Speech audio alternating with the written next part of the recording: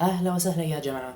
Right now I want to talk about the Arabic letter khaa, which produces the sound which we don't hear very much in English, except sometimes through loan words from other languages, like if we're talking about the Baroque composer Bach, or a Scottish loch, or the lovely Yiddish loan word chutzpah.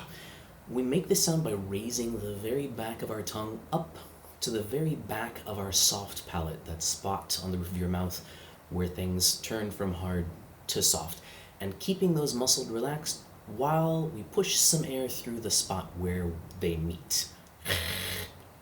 This spot is a little farther up our throat towards our mouth compared to the place in our anatomy where we generate the letter ha, which you're probably learning at around this time as well. It is actually in our mouth, a ha. And in fact, it can be easier and less effortful to make if we take a conscious effort to use some of the moisture that is naturally present in our mouth and give it a slightly wet quality. Some metaphors for the sound that I've stolen from my students over the years are the sound of a cappuccino machine, or like a milk frother, or the noise that a garden hose makes as it just starts to spurt out some water.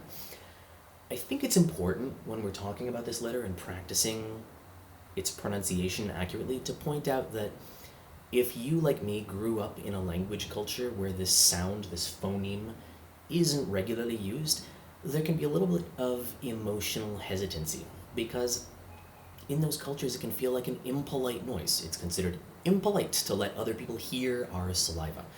But the fact is, using the natural moisture of our mouth is an easy and important way to give this sound the exact quality that it needs. So if you need to, feel free to give yourself explicit permission to make that noise before you practice.